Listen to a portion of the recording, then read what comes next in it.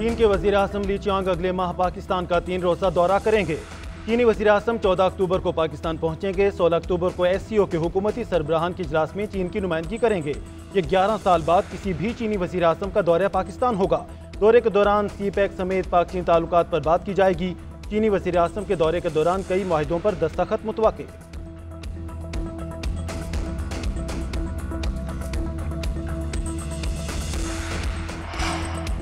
America की बलोचिस्तान में दहशतगर्द हमलों की शदीद मजम्मत। तर्जुमान अमरीकी महकमा खारजा मैथ्यू मिलर ने प्रेस ब्रीफिंग में कहा, हमलों में सिक्योरिटी एहलकारों समेत आम शहरियों को निशाना बनाया गया। दहशतगर्दी के खिलाफ जंग में पाकिस्तान के साथ खड़े रहेंगे। पाक ईरान गैस पाइपलाइन से मुतालिक सवाल पर बोले, ईरान पर अमरीकी पाबंदियां कायम हैं। सबको ईरान से कारोबारी डील ना करने का मशवरा देते हैं। पाकिस्तानी हुकूमत के साथ तवानाई से मुतालिक बातचीत जारी रखेंगे।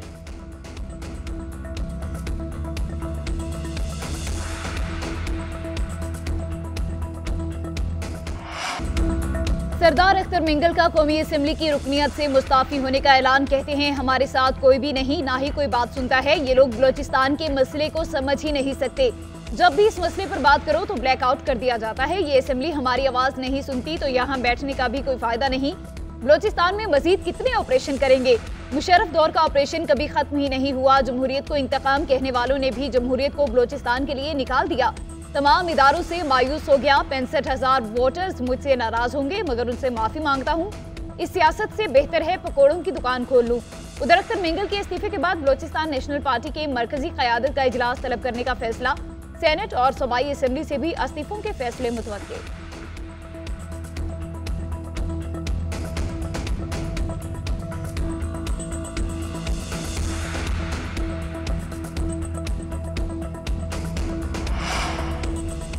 IMF पंजाब हुकूमत के बिजली सब्सिडी के फैसले से नाखुश। 30 सितंबर तक सब्सिडी खत्म करने का कह दिया। ज़राए के मुताबिक IMF मुआहदे के दौरान बिजली पर किसी किस्म की सब्सिडी नहीं दी जा सकती। मुआहदे में तय है कि वफाक और सूबे बिजली पर कोई सब्सिडी नहीं देंगे। IMF की नई शराइत से पंजाब हुकूमत के सोलर प्रोजेक्ट को भी खतरा। हुकूमत मुआहदे को मुतासिर करने वाली कोई स्कीम नहीं ला सकती। सूबों ने IMF से टैक्सों में इजाफे का वादा भी कर रखा है।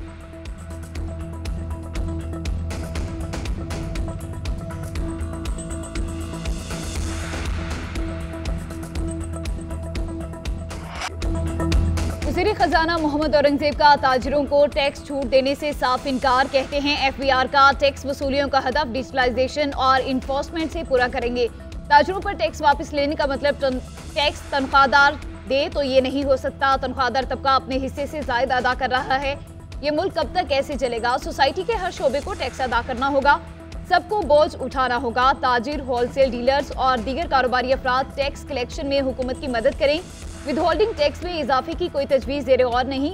IMF को टारगेटेड सब्सिडी पर एतराज़ नहीं। IMF प्रोग्राम की मंजूरी आखिरी मराहिल में है। मईशत सही सिमत में आ चुकी है।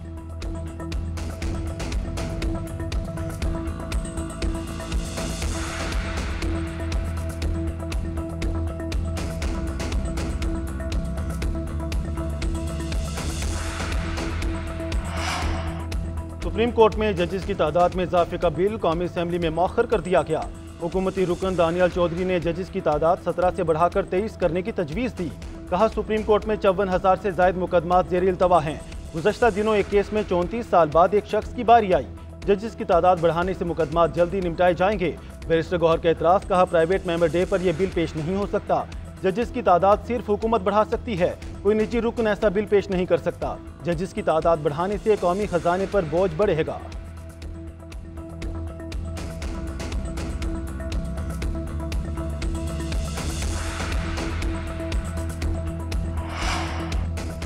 नौ मई पर माफी नहीं मांगी गई। 9 मई की CCTV फुटेज सामने लाई जाए, सब सामने आ जाएगा। किसी की मिन्नतें की ना तरले किए। मिन्नतें तो ख्वाजा आसिफ किया करते थे, वो तो रो पड़ते थे। उनकी बात पर तो पार्टी वाले भी ध्यान नहीं देते। अपोजिशन लीडर उमर अयूब का ख्वाजा आसिफ के बयान पर रद्द-ए-अमल। बोले, हम किसी से NRO नहीं मांग रहे। NRO लेने के लिए तो उन्होंने बाजवा के साथ मिलकर हुकूमत गिराई। मुज़ाकरात का इख्तियार महमूद अचकज़ई के पास है और कोई मुज़ाकरात कर ही नहीं सकता। चलती हुकूमत को गिराकर मुल्क की मईशत को तबाह किया गया।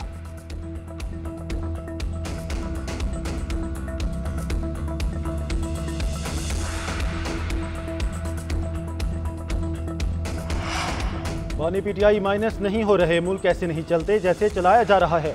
मामलात के हल के लिए डायलॉग करना होंगे। नवाज शरीफ ने राना सनाउल्लाह को महमूद अचकजई से बात करने का टास्क दिया। साबिक विफाकी वजीर फवाद चौधरी के programme news edge with Fareeha Idrees में गुफ्तगू। नया इलेक्शन ज़रूरी है, कौमी हुकूमत बनाई जाए जो नया इलेक्शन कमीशन तश्कील दे, ज़रूरी कानून साजी करे। PTI की लीडरशिप की समझ नहीं आ रही, पार्टी लीडरशिप अपने लोगों के साथ खड़ी नहीं हुई।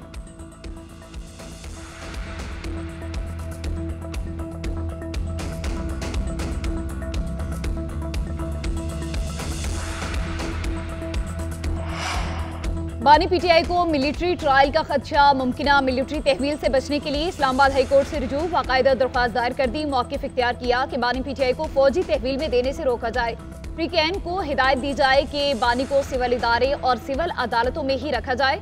रजिस्ट्रार ऑफिस ने दरख्वास्त पर एतराज़ात उठा दिए। एतराज़ लगाया कि किसी मखसूस FIR का हवाला दिए बगैर अमूमी रिलीफ कैसे मांगा जा सकता है। दरख्वास्त के साथ कोई ऑर्डर या दस्तावीज नहीं लगाई गई।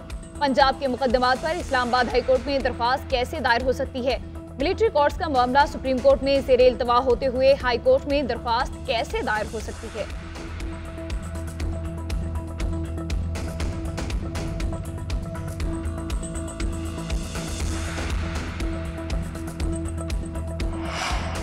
वज़ीर आला सिंध को तौहीन अदालत का नोटिस जारी, 3 अक्टूबर को पेश होने का हुक्म। सिंध हाई कोर्ट ने मेहरान यूनिवर्सिटी के साबिक लाइब्रेरियन की दरख्वास्त पर नोटिस जारी किया। दरख्वास्त गुजार ने अदालत को बताया पेंशन के इजरा की दरख्वास्त वज़ीर आला को अरसाल की गई।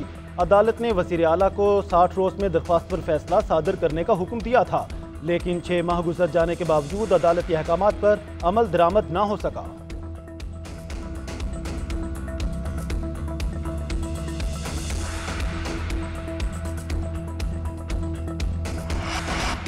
अड़तालीस लाख एकड़ जमीन कारपोरेट फार्मिंग को देने पर हुकूमती इत्तेहादियों को तहफ़्फ़ुज़ात कौमी असम्बली में तवज्जो दिलाओ, नोटिस पेश। खुर्शीद शाह और मुसद्दिक मलिक में नोकझोंक। PP रहनुमा ने कहा सिंध की लाखों एकड़ जमीन देने का फैसला हमने नहीं बल्कि निगरान हुकूमत ने किया।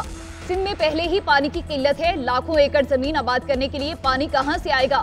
आप फैसला कर लें, 48 लाख एकड़ जमीन चाहिए या पाकिस्तान। वफाकी वजीर आबी वसाइल सेनेटर मुसद्दिक मलिक ने जवाब दिया, अगर जमीन देने का फैसला आपने नहीं किया तो फैसला वापस ले लें। आप जमीनें दे भी रहे हैं, वापस भी नहीं ले रहे और एतराज भी कर रहे हैं। सिंध हुकूमत के पास फैसला वापस लेने का इख्तियार है। नवीद कमर ने कहा काला बाग डैम से जान छुड़ाई तो एक और मुसीबत लाई जा रही है।